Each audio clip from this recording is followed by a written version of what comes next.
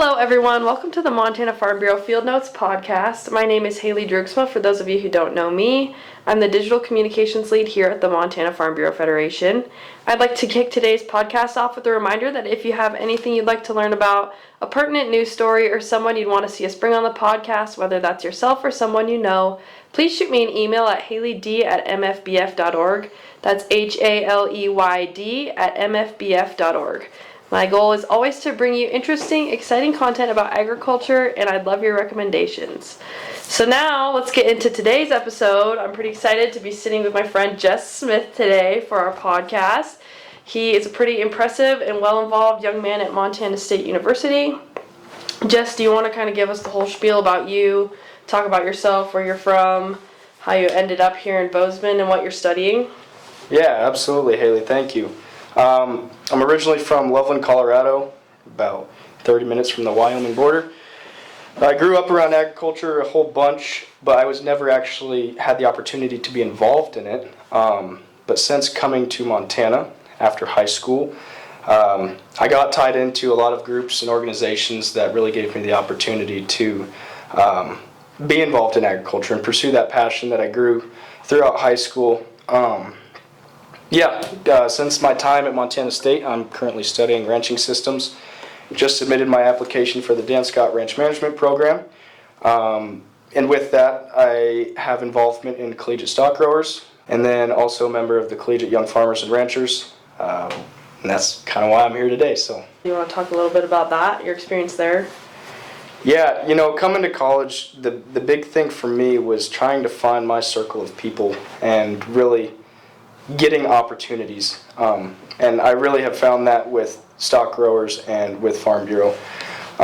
More on the Farm Bureau side, I have had lots of opportunities just in this past year with community service events, learning a lot more about the policy side of stuff and how we can advocate for ranches across Montana and just in the valley. But yeah, as far as club involvement goes, we had an ice cream event last year. We got to go into an elementary school, mixed up some ice cream for all the little kids, teach them how it's all made, and ultimately just kind of getting them involved a little bit in agriculture and seeing how that all goes. Another event that we did last spring, I believe, was the ATV safety training. Went out and got to show some kids how to ride ATVs, mob around on those things. So that was fun. And then also coming up here soon in October, we'll have the trunk or treat, which will be a fun event where we get to just kind of teach kids about agriculture. So it'll be fun. Yeah, that's awesome. We're pretty involved on campus and beyond, and I think that youth involvement part is pretty big, getting especially community like Gallatin County. Some of the young kiddos here maybe aren't as exposed to agriculture as we would prefer they be sometimes. Coming back, another recent event that we had was the Gallatin County Annual Meeting. We're just wrapping up County Annual Meeting season, heading into October here. But you and a bunch of other collegiate young farmer and rancher members were able to come out to the Gallatin County Annual Meeting. Do you want to touch on the importance of kind of that County Annual Meeting process, and particularly what the Gallatin County Farm Bureau does for the MSU Collegiate Chapter? Yeah, absolutely. It was a great time getting the opportunity to go out there and sit in on their meeting.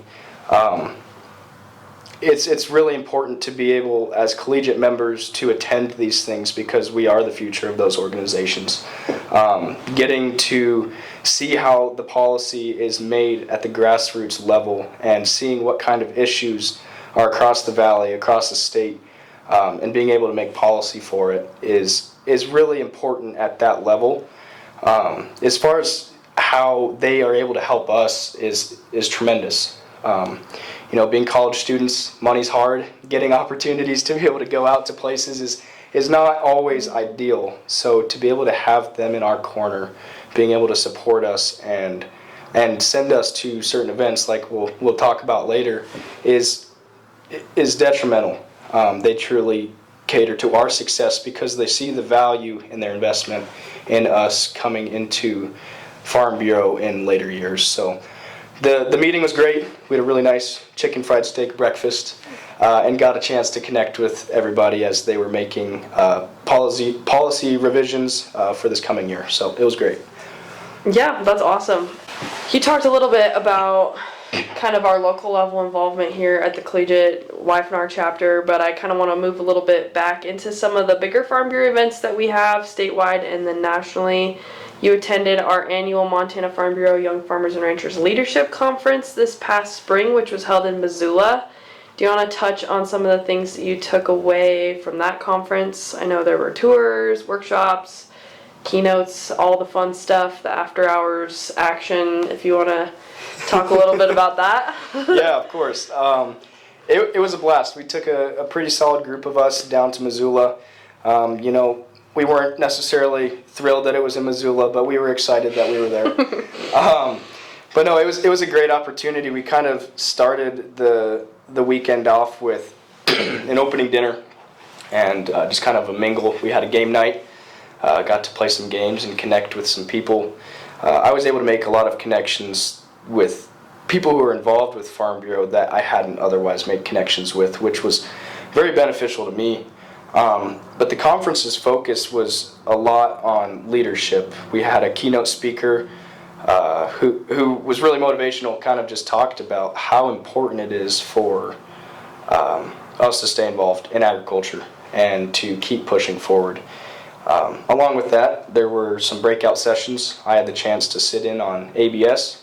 They talked about genetics and all that kind of stuff, and then there was also timber industries and how ranching and timber industries kind of interact. That was pretty cool to see. Another thing that I really enjoyed from this whole experience was the dueling pianos. We had a nice little social event in the evening where we had dueling pianos, had a chance to interact with everybody, and I thought it was great. But the big focus of the weekend was really just getting to meet people, getting to see all of these interactions between other industries, whether it be genetics with ABS or the timber industry. It was just a good learning opportunity to kind of see what kind of things are going on and how they're all interacting together. So I thought that was pretty cool. And then we also had the chance to go on some tours. My group, we went to Oxbow, which is a ranch out that way that focuses on farm to table. So they're direct to consumer, and they have a local meat market there where they're able to take their beef, butcher it, and they run on the honor system.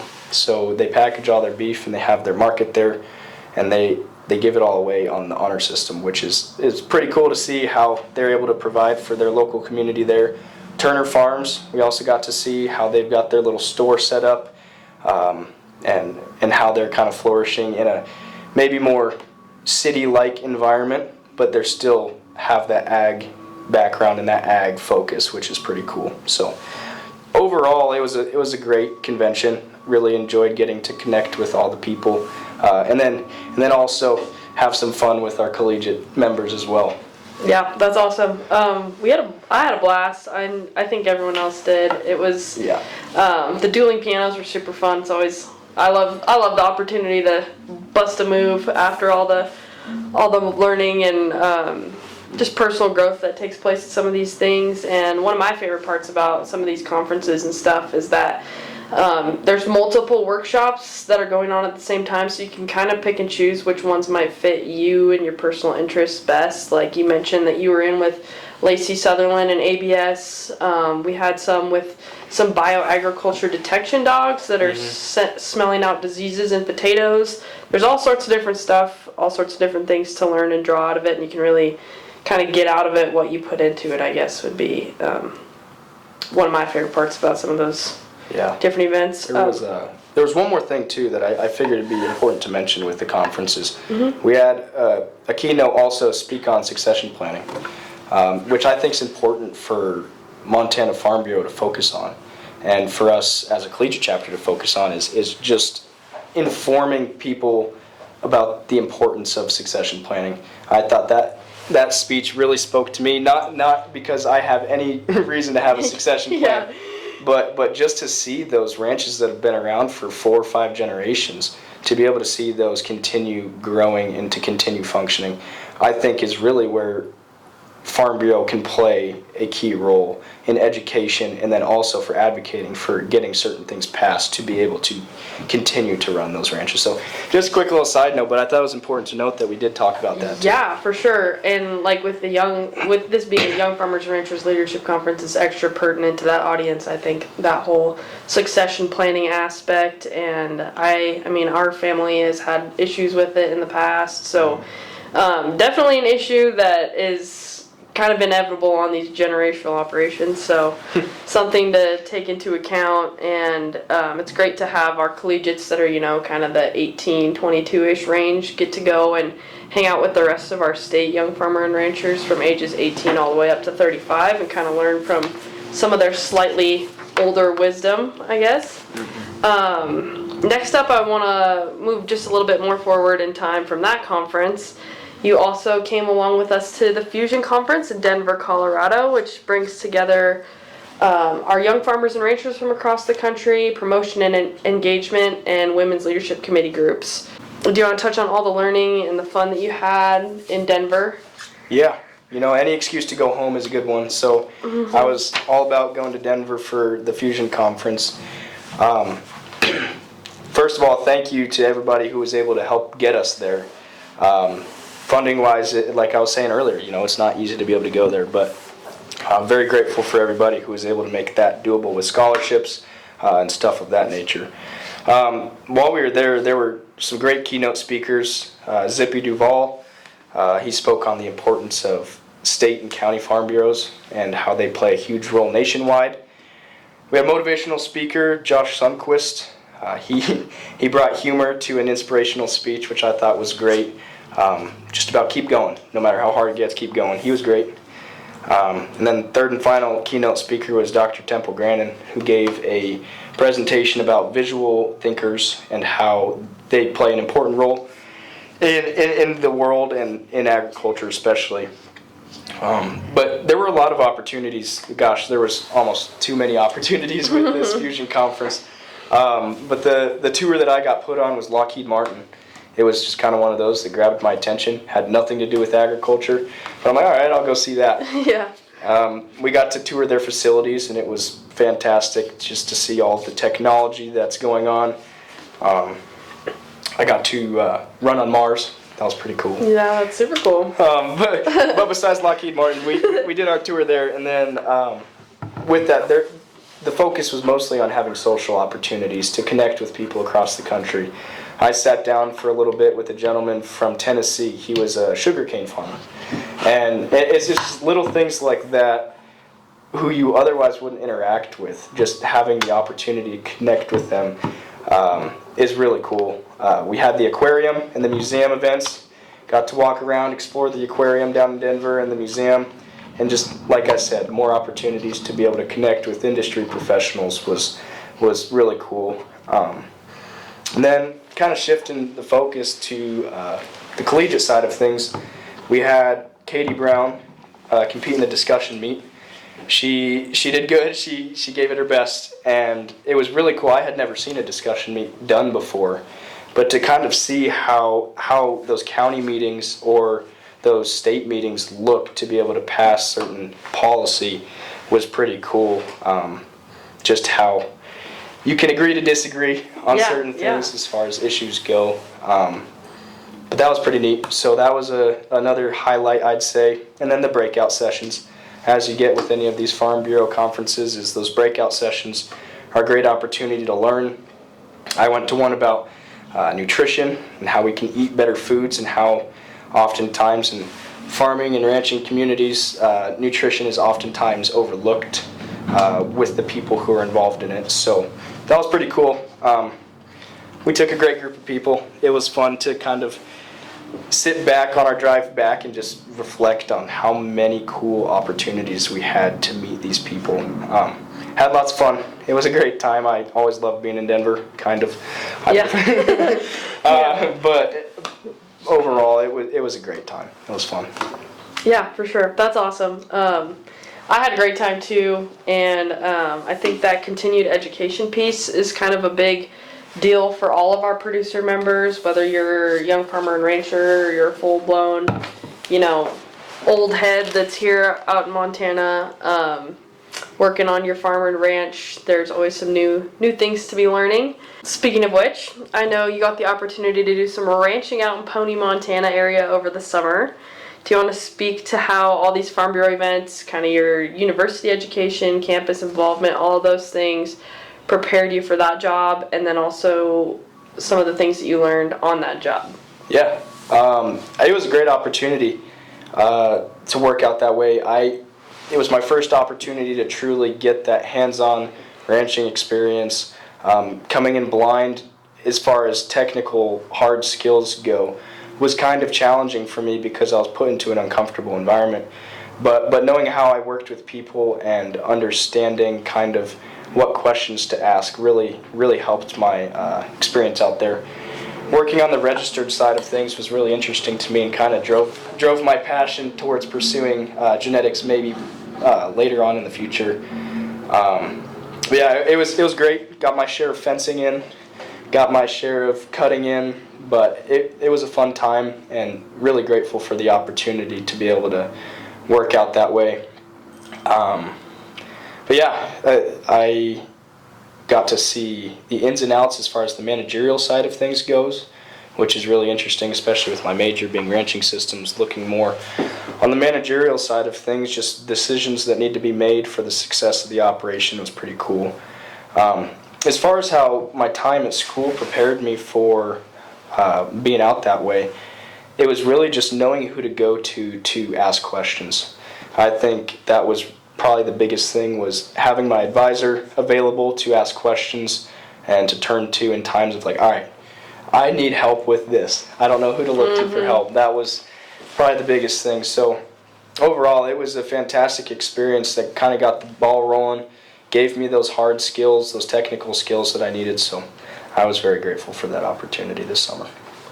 I know a lot of people say it's not what you know, it's who you know. And I think that's extra pertinent when you're in agriculture, especially Montana agriculture. We're such a small, tight-knit community. I feel like everyone's just one connection away from each other all the time. And so to have someone take a chance on you, that was the biggest thing for me. And what I was most grateful for is how eager people are to help in Montana give you those opportunities because they see the value in what could come of it. So very grateful for that. Yeah, well, that's awesome. With that, do you have kind of a long-term career goal? You kind of mentioned maybe some genetics in there. Do you know what you want to do post-grad? Haley, I couldn't tell you. Gosh, I want to do everything. I want to do it all. But recently I've really grown a passion for nutrition. I think that's realistically the way I could see myself going is in nutrition. Maybe tie in some genetics there long term. Would love to run my own operation, whether it be a cow-calf or go maybe on the registered side of things. I'm not sure, but definitely something along the lines of nutrition. Would love to get plugged in with something post-grad, kind of see where that takes me. So cool. Heck yeah. That seems like some awesome goals you got there. Now I kind of want to take a hard pivot from all the Farm Bureau agriculture involvement and move into a different but equally impressive part of your resume. I know that in July, I believe, you were sworn into the Montana Air National Guard over the summer. Do you want to talk about kind of what led you to that decision and what you're looking forward to as you continue with that? Yeah. So over the summer, swore into the Montana Air National Guard. Really excited, kind of in a waiting period right now, waiting for my training dates.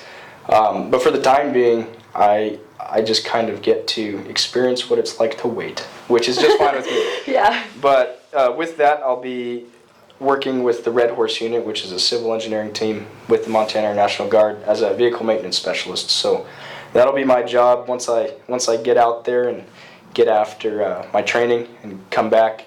So it's definitely kind of put a little stop on my education as far as timeline goes, but really just excited for the opportunity to be able to do that. It's something, I come from a family of Air Force, and it's the service aspect of things has always been something that I've wanted to fulfill. The Air Force and the Air National Guard rather was probably the best way that I could pursue my passion for agriculture and also pursue that passion for fulfilling service with the Air Force. So super excited to be able to do that. So for the time being, it's just waiting, and then by the time I get back, we'll see. It'll be a lot of waiting, but I'm really excited for all the opportunities it's going to bring, and being able to give back to the state that's given me so much already. So I'm excited for it. Oh, that's wonderful. That's super cool. I think there are quite a few parallels and some overlap between military and agricultural communities. I know that in the Farm Bureau we have tons of members who have served in the military in various aspects. When I used to work at the MSU Farrier School, we'd have kids, ex-military kids, come through there all the time. There's some pretty big namely operations in Montana. I think of like Little Bell Cattle Company and all they're doing. Just fully veteran run, military run, awesome stuff.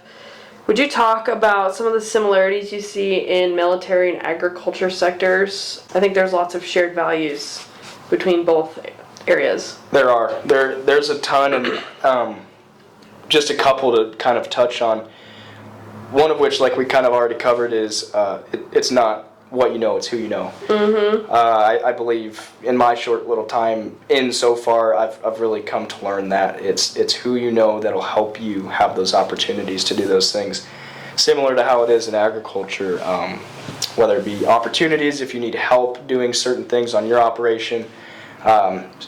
Knowing that person that's just a phone call away is pivotal.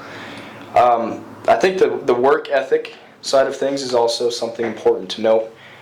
Gosh, sure. People work their tails off in Montana to be able to make it happen. And I think that's often overlooked, is just how much goes into operations on the day-to-day basis. So that could be another thing that definitely ties into the military aspect of things. For me, I'm really excited to gain the knowledge of a managerial side of things.